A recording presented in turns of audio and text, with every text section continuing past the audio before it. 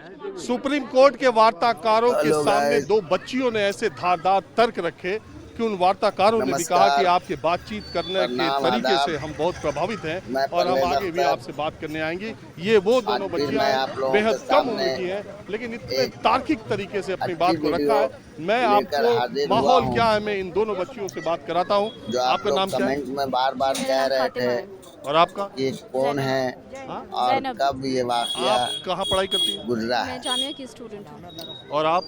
इग्नू की तो स्टूडेंट। देखिए तो ये इतना जबरदस्त तरीके से कि ये क्या दोनों पढ़ती हैं बहनों आप? ने इतनी मैं अच्छी रिसर्च बात स्कॉलर हूँ। रखी है इतना एक जज के जबरदस्त तरीके सामने। से आपने बात रखी कि वो अच्छा लगे सुप्रीम तो कोर्ट के बड़े बड़े उसको लाइक वकील कीजिए और उन्होंने शेयर कीजिए। दांतों तले उंगली दबा ली। तो जरा सा, चूंकि हमारे कैमरे लग नहीं पाए थे, तो बहुत सारे लोग वो बात आपकी सुन नहीं पाए। मैं चाहता हूं कि जो आपने कहा था थोड़ा ही यहाँ उसी तरीके से बताएं। देखिए, बात हमारी, जहाँ तक हमारी बात की बात है तो मैं यही कहूँगी कि दिल से जब बात निकलती है असर रखती है, पर नहीं ताकत परवाज़ मगर रखती है। तो हम सच कह रहे हैं, हम अपनी परेशानी की। नो वीपिंग बेटा, नो, अल्लाह है साथ हमारे।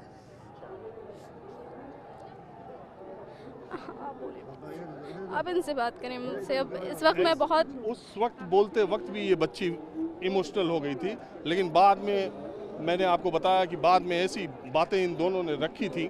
मैं चाहता हूँ आपने जो बात रखी आप बताएं। देखिए, संजय हेगड़े साहब और उनके साथ जो एक और वकील थी, वो ये कह रही थी कि आप लोगों की बातें बहुत डीप थी और आप लोगों की लॉ की समझ और आपकी बात जो है, हम बहुत इम्प्रेस हुए उससे। तो मैंने उनके जवाब में यही कहा कि देखिए, जब इंसान फेस करता है कुछ और जब ऑन ग्राउंड आमना सामना होता है, तो जो इंसान की समझ होती है वो क्लासरूम से ज़्यादा होती है। जब इंसान पढ़ाई करके कुछ बोल रहा होता है, लेकिन जब इंसान जब फेस करके कुछ बोल रहा होता है, इन दोनों में डिफरेंस है। और वही डिफरेंस हमने उनसे कहा कि इसीलिए हमारी बातें शायद बहुत आपको असर वाली लग रही है, क्योंकि हम वो फेस कर रहे हैं, क्योंकि हमें दिन रात आतंकवादी कहा जा रहा है, क्योंकि हमारे अगेंस्ट स्लैंडर किया जा रहा है। हम महिलाएं हैं, लेकिन हमारी इज्जत नहीं हो रही है इस कंट्री में। हम 21st सेंचुरी में रह रहे हैं, लेकिन हमें फिर भी बार बार ये फेस करना पड़ रहा है, बार बार। और हमें हमारी एग्जिस्टेंस पर क्वेश्चन उठाया जा रहा है।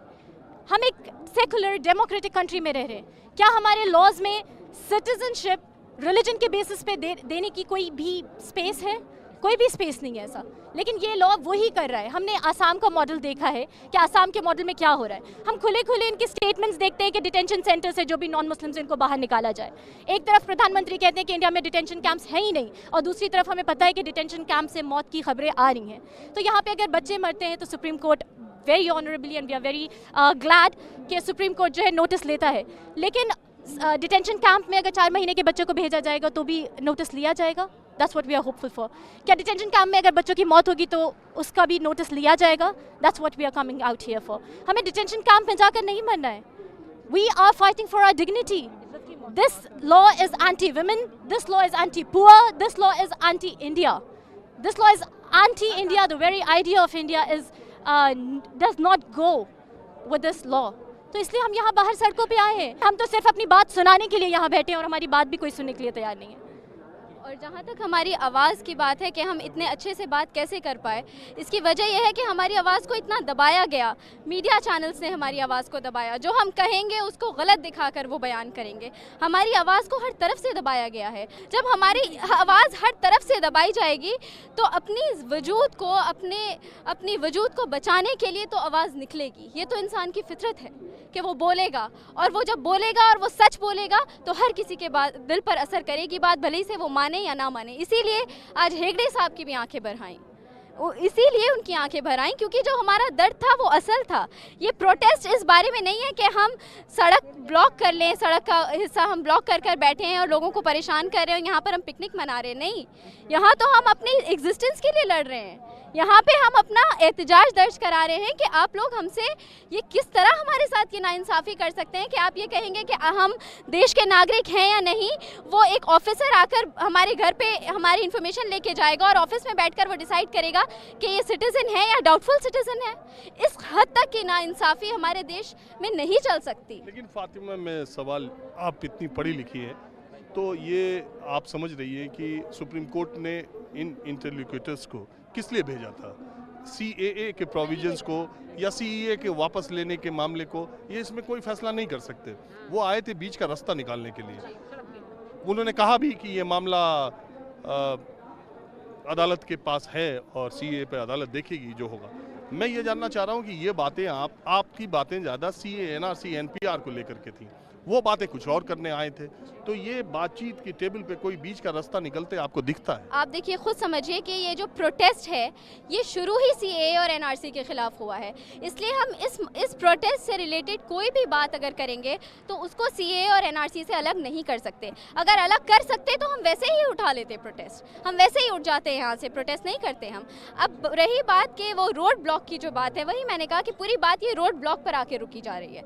लेकिन ये बात आप समझें कि रोड ब्लॉक की जो इनकन्वीनियंस है, वो लोगों को 2 घंटे का जाम लग रहा है, लोग वहाँ परेशान हो रहे हैं। अब हमारी इनकन्वीनियंस सोचिए कि 2 महीने से हम सर्दी में बैठे हुए हैं, कड़ाके की सर्दी में, और आप ये समझिए कि ये प्रोटेस्ट है किस लिए? ये प्रोटेस्ट है संविधान की वैल्यूज़ को बचाने के लिए।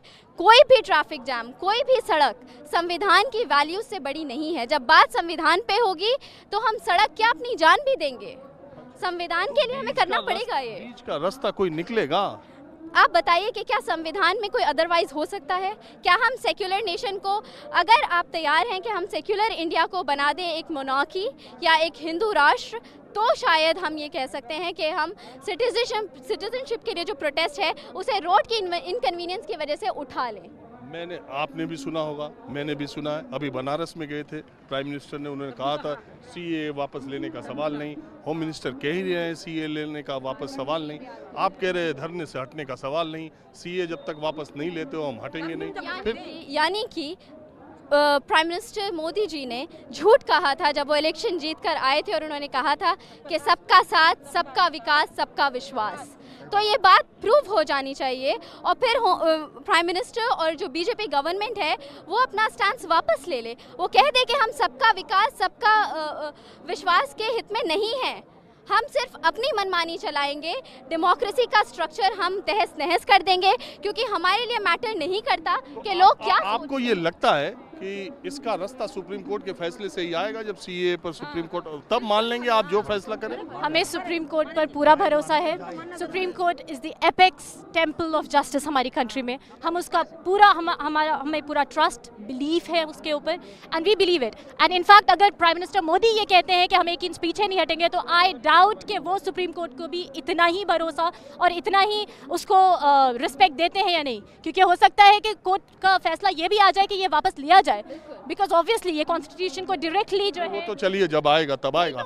अभी ये जो बातचीत हो रही है इसमें कोई रास्ता निकलेगा? उनका भी तो स्टेटमेंट है कि हम 1 इंच पीछे नहीं हटेंगे, तो this is clear disrespect of the supreme court. उन्होंने बोले अभी 3 रोज आना है। 3 रोज आएंगे, संडे तक आएंगे, मंडे रिपोर्ट देनी है, तब तक कोई रास्ता निकलेगा?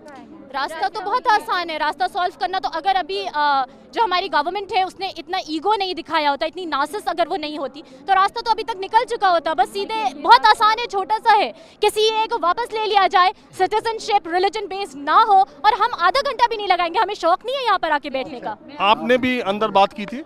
नहीं,